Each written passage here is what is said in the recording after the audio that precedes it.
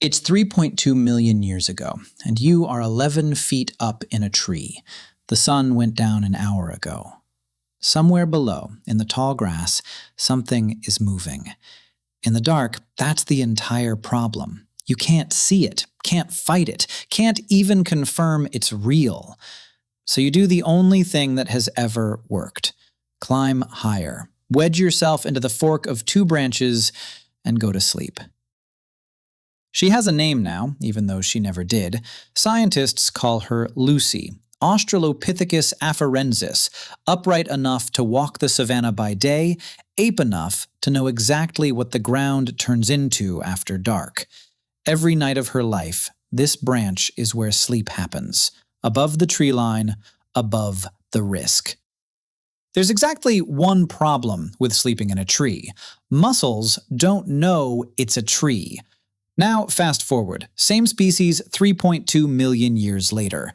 You're not in a tree anymore. You're in a queen bed, 4 floors off the ground, weighted blanket, memory foam, a phone charging 6 inches from your head. A branch never came with a firmness rating or a 100-night return policy. This one did. There is no realistic chance of falling anywhere tonight.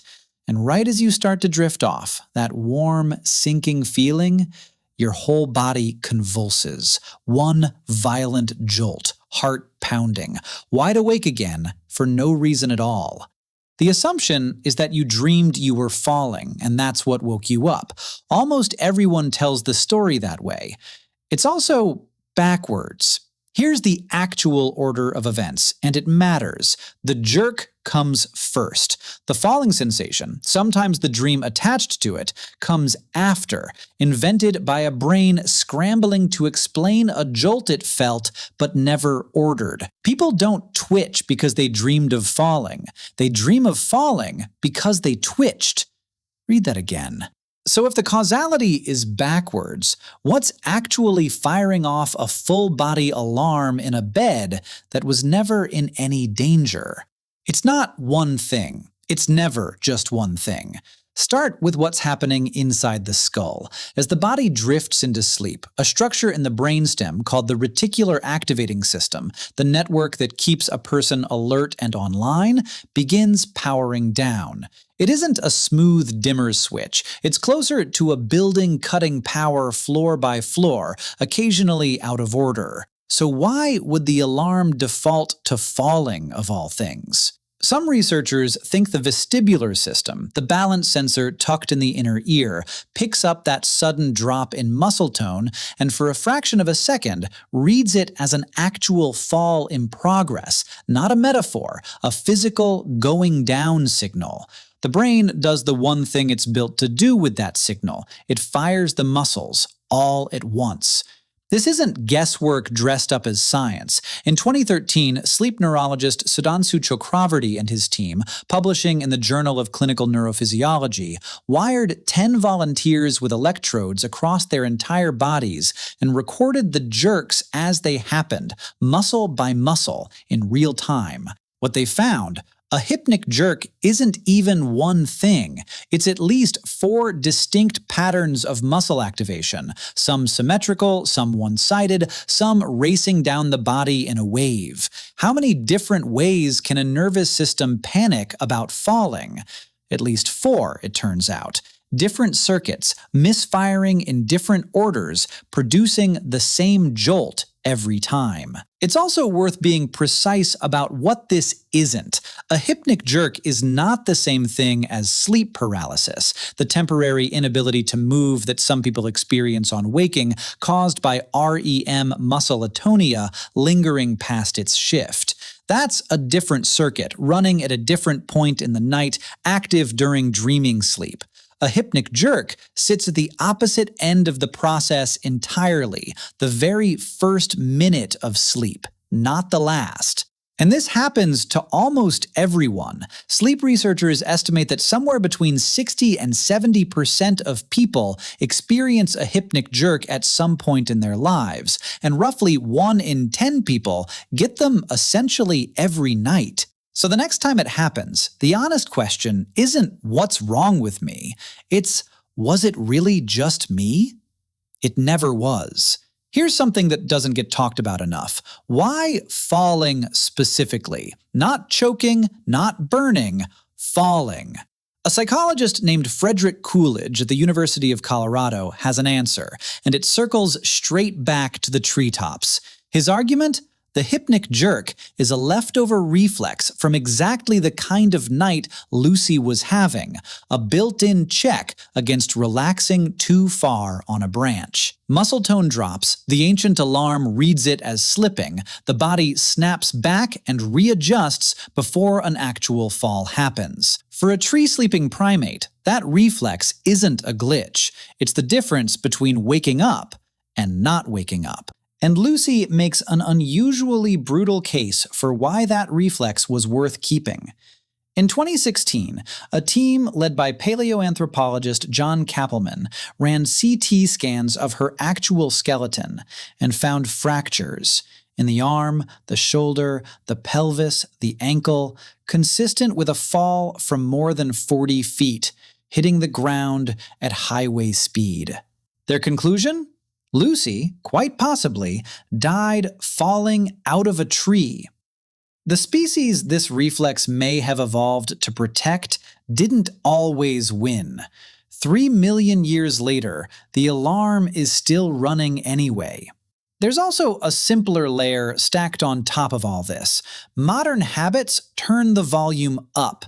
Caffeine stays active in the body for up to 10 hours, so a 3 p.m. coffee is still leaning on the nervous system at midnight. Sleep deprivation doesn't calm the brain down at sleep onset. It makes the transition more chaotic, more fragmented, more prone to exactly this kind of misfire. Stress and anxiety keep the fight-or-flight system idling all evening, already primed to overreact to nothing. And exercising late, right before bed, with heart rate up and adrenaline up and core temperature up, is the easiest way to make an already jumpy system jumpier. None of these habits cause a hypnic jerk on their own. They just raise the odds that a nervous system already primed to misfire actually does. That's not just a 3.2 million year old alarm sitting quietly in the background. Some nights, it's being actively rewound tighter. Now, the honest part, because not every scientist buys the tree branch story, and the objection is worth hearing. Evolutionary biologists have a name for traits that look designed but might not be. Spandrels, byproducts of how the machinery is built, not features anyone selected for, no more designed than a hiccup. And there's a real problem for the arboreal theory sitting in most living rooms. Dogs twitch at sleep onset. Cats twitch at sleep onset. Neither species has ever slept in a tree. If the jerk is purely about branches, why is it showing up in an animal that never needed one?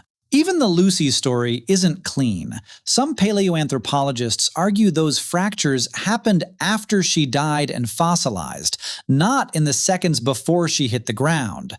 The fossil record, it turns out, disagrees with itself. So the honest answer is smaller than the viral one. The reflex is real. The mechanism, the reticular activating system, the vestibular system, a misfiring signal, is well documented.